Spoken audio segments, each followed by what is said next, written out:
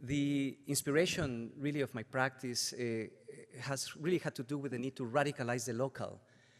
in a very, understanding the very specificity of the political in this very contested zone of the border between Tijuana and San Diego. In this image, you can see the density of Tijuana in white crashing against the wall as San Diego retreats. And even though my work has really dealt with the communities that flank this border on both sides of the border,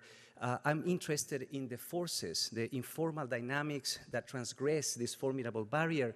And recently I've been investigating the documentation of 60 linear miles of transborder conflict, documenting and exposing really a series of sites of collision of ecologies between, let's say, forces of urbanization and bottom-up social or natural ecologies. 30 miles deep into San Diego, 30 miles deep into Tijuana, beginning in the edges of San Diego, we can find the conflict between top-down development and the topography, as of course developers install the very cheap recipes of urbanization in the shape of master plan gated communities.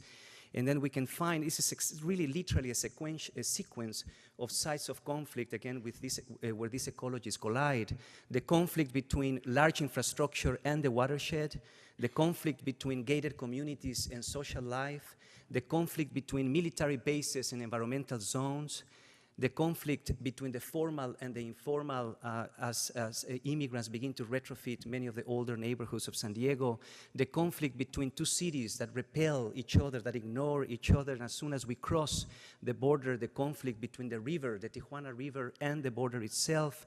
the conflict between slums, informal urbanization, and the natural ecologies, the conflict between factories and emergency housing in the edges of Tijuana, the conflict between density and sprawl, as also Tijuana is importing the recipes of suburbanization of San Diego in miniature, and as we reach the other side of these 60 linear miles of transborder conflict, we find the most dramatic of all these conflicts, the conflict between the natural and the political, which is really the environment that has been amplified here, juxtaposed by this horizon of local conflict. And of course, the bookends of this section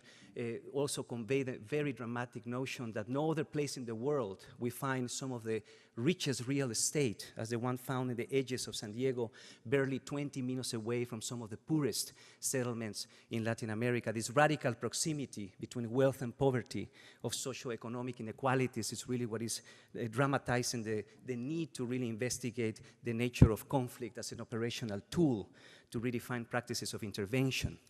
Conflict in this case suggests that no intervention in the territory can begin before understanding really the nature of political and economic power inscribed in this locality.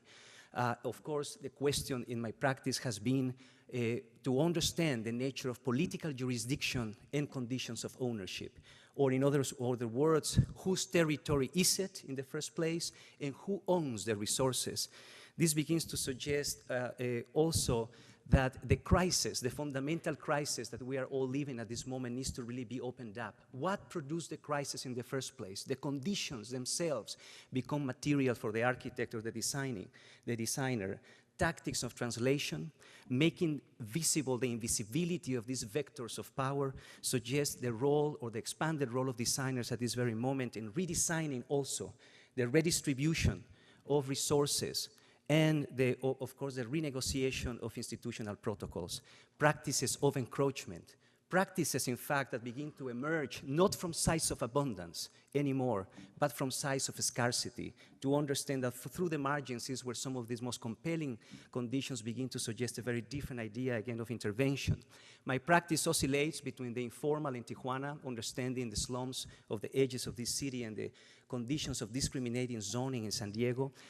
as conveyed in a kind of traffic of culture, of socioeconomic dynamics between Tijuana and San Diego. On one hand,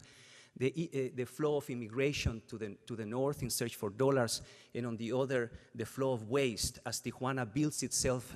with the waste of San Diego. These are the images that probably you have seen before, as I have been investigating the political economy of waste as Tijuana imports entire bungalows to install them in these moment frames, these metal frames in Tijuana, or the recycling of rubber tires that are threaded into very intelligent functional systems to construct light infrastructure, to the garage doors of Riverside that are imported en masse into Tijuana to construct emergency housing, all built with these remnants, this debris from the first ring of urbanizations of San Diego. So this political economy of waste, not the image of the informal, but its procedures, is a very interesting thing to witness, as the levee towns of Southern California are dismantled in the last 25, 30 years and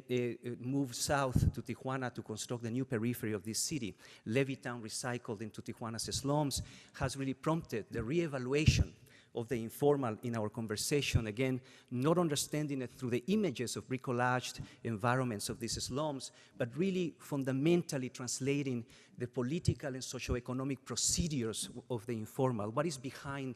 those images suggests that the site of intervention might not be in the first place those slums, but the conflict between factories and the slums that surround them, as these factories borrow labor without investing any infrastructure in return. So some of our work has really had to do with negotiating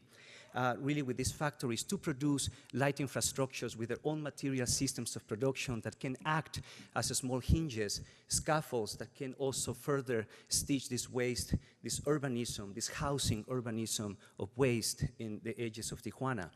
But fundamentally, the practice really has to do with the impact of immigration in San Diego and the kind of retrofitting of the large with the small. No other, imagine in the busiest border of the world, not one single transborder planning strategy exists. So I had to splice the two land use conditions between these two cities. On the north, the large chunks of zoning of San Diego, and on the south, the high pixelation of land use in Tijuana. My argument has been that in the last years, this confetti of alternative uses has begun to infiltrate itself to contaminate the large with the small and depositing itself not in the gentrified center at this moment, nor the expensive periphery, but in the older rings of suburbanization, the first ring of suburbanization of San Diego, pixelating it with alternative, non-conforming, informal densities and economies. This is an issue, of course, that suggests that these neighborhoods, not the city that has already been defined by the politics and economics of development, but the neighborhood itself is the site of production, while the city remains a site of consumption in our time. A small bungalow in these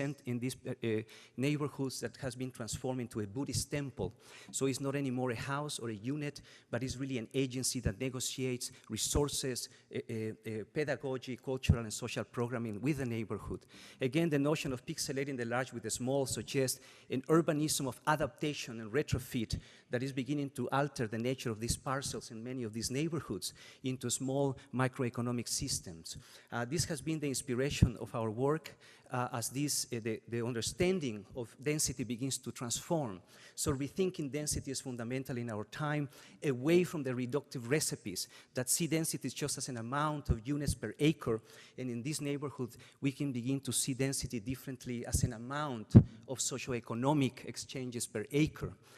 New conceptions of ownership begin to emerge as well out of this adaptation, because as the Mac mansions are being retrofitted, with them is not just an urbanism of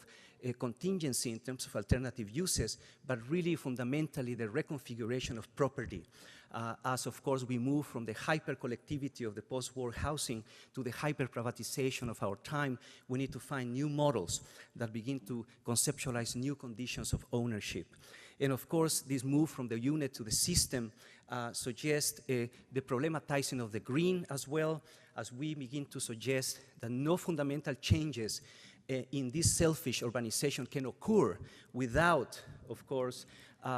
altering the very nature of the politics and economics that have fundamentally supported this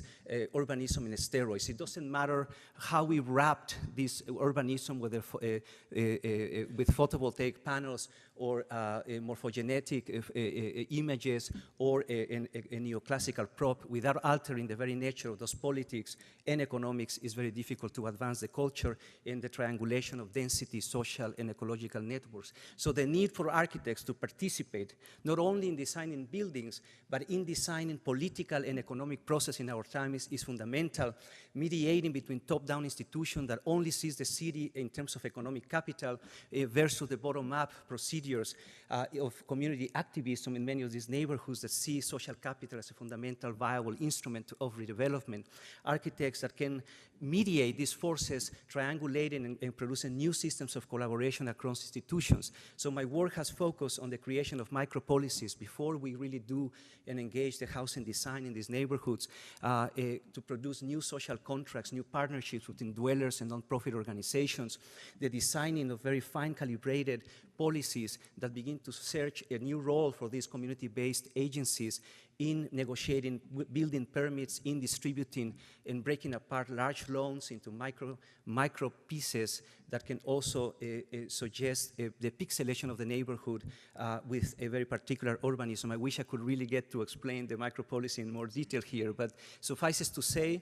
that out of this designing of very particular political frameworks and economic performance that architects could participate of, linking that with the social service, pedagogical and cultural programming of these nonprofit organizations, we can rethink the nature of housing as well. We need to plug housing with support systems. Housing cannot exist on its own, as it has been proven out of this economic downturn.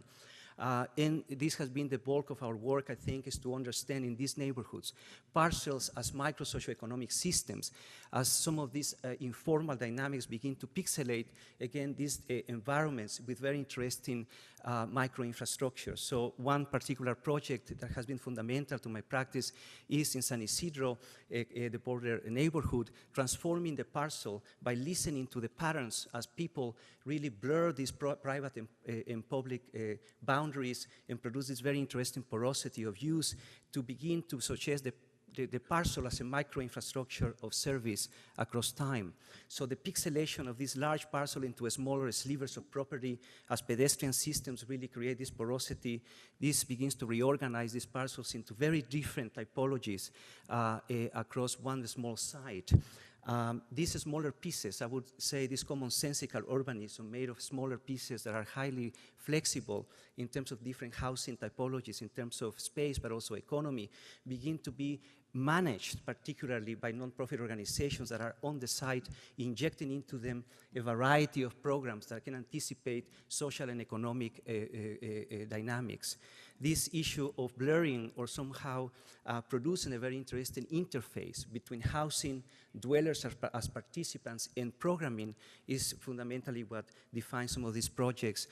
at this locale. So I'm suggesting the small parcels as a site of intervention, the kind of variation of typologies to accommodate the shifting cultural demographics with very specific spaces that can mobilize socioeconomic sustainability. Many of these sites have very small frames charged with electricity and collective kitchens that are inserted in some of these housing typologies that are then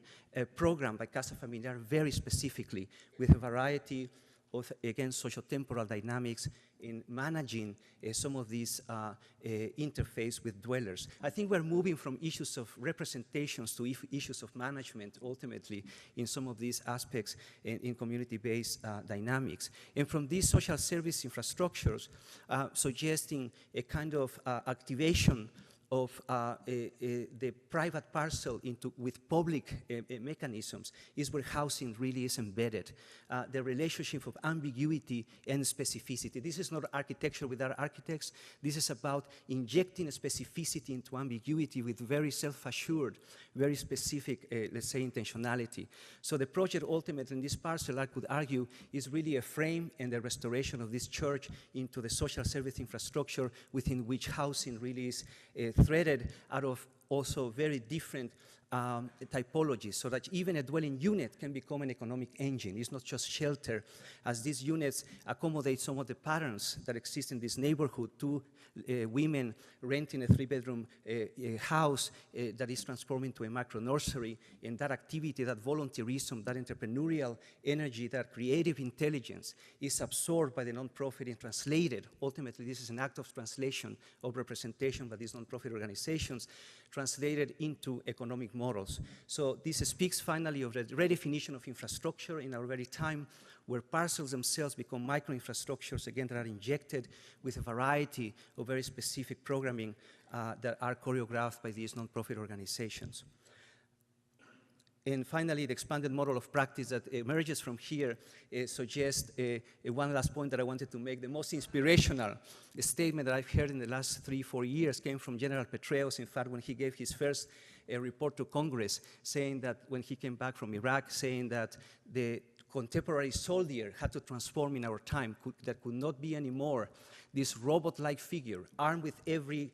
technological gadget to control the world from a distance, but that this soldier had to transform into a cultural worker, into a social worker, an anthropologist, and versed in many languages. And I said, my God, if the contemporary soldier needs to transform, why can't we as architects in relating to the spheres of sociopolitical relevance from which we have been completely absent? Thank you very much.